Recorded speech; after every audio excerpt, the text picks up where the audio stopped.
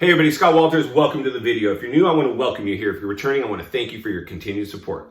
As a California licensed real estate agent in a red hot Southern California market, I've been living in the Wild West out here, folks. It has been showdown at the OK Corral, a full gunfight just to work in real estate. I have never seen the upward push on real estate like I just saw through a pandemic with buyer euphoria completely go through the roof.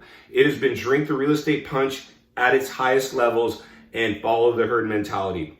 I come on YouTube to warn many people right now to be very careful in these times. We are in a artificially inflated market. This is some serious times that we're heading into. And as much as I want to paint a picture of you can't lose in real estate, I really have to warn people at these times, and I'm willing to sacrifice the sale to do that. I'm currently sitting on the sidelines, and most of my customers are doing the same, and I know a lot of you are as well. So congratulations on not jumping into the euphoria. I know it was hard. Many of us were tempted to do that.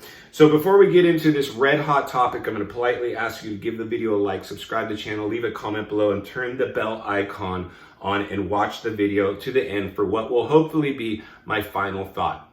So here's the deal, folks. As a boots on the ground realtor that's seen a clear market shift from insane buyer euphoria to now this softening and more people trying to, oh no, I missed the boat, to capitalize on these euphoric offers, trying to come on now with a lot of agents trying to tell these sellers they can get them those numbers, and they're not happening. And I'm seeing them go through price reductions now, price changes, back on market, fell out escrow, buyers backing out, you name it, it is happening out there. This is complete wild. It's Wild West out here, folks. I mean, sometimes I have a hard time making these videos for you because when I hear myself say it, it almost shocks me.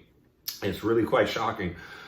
So one of the things that we have to pay really close attention to is none of us are going to be able to definitely time a crash. And I don't think anybody can. But one thing we do have to understand, there is a clear and present danger that a crash could occur. Only because the government definitely has propped up the housing market with eviction bans, mortgage forbearance, stimulus pumped in, and even the banks now are pulling, personal lines of credit because they're afraid borrowers are going to start to use that to continue to fuel this fire. And there's this clear signs of a looming crash. Our hope is a soft landing, that we could go for, shoot for a correction. That we could shoot for a correction, folks.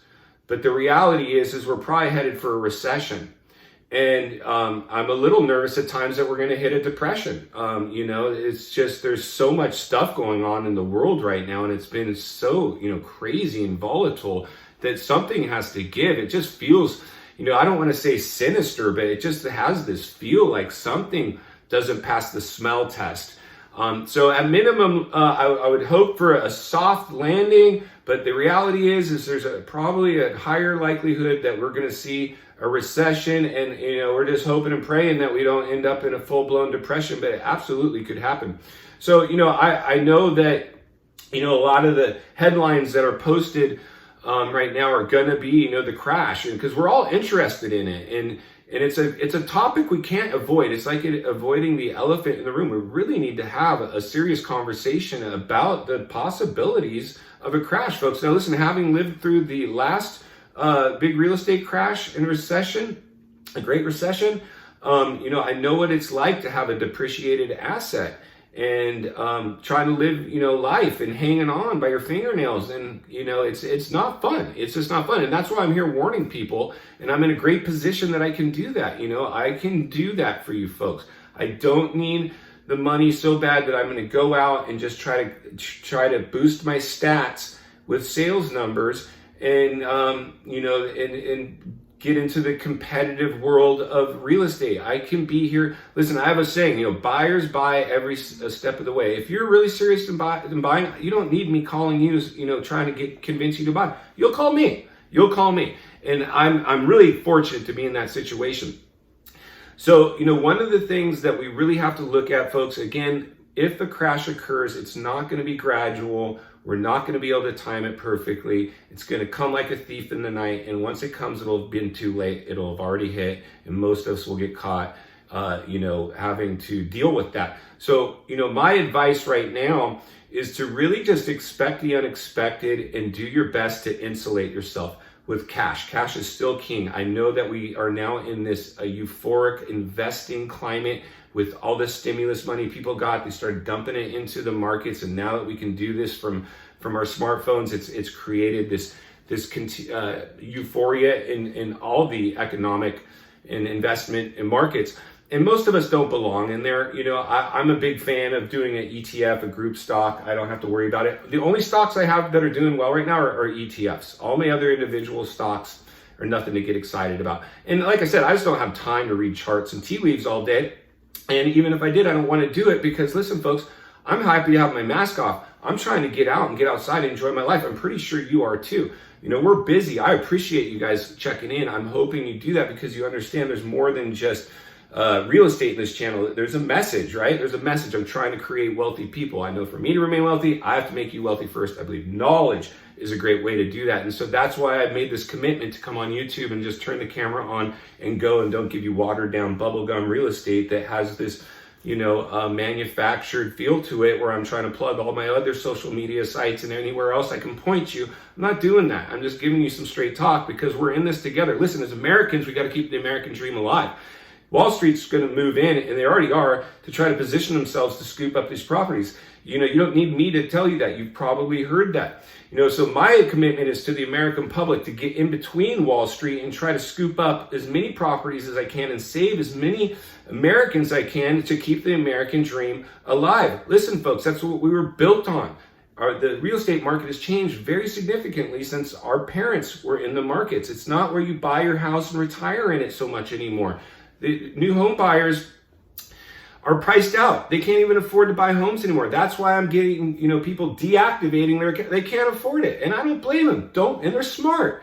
Don't be house poor. Listen, we always want to, feel like we're keeping up with the Joneses and have to own. You don't have to own. It's not important to own where you live. It's just important to own something. I always say, just, put your house on hold for a little while. Go buy an investment property. Get a group of friends together. Pull your cash together and get ready to go scoop up some house within driving distance so you can put a renter in and then start building that way.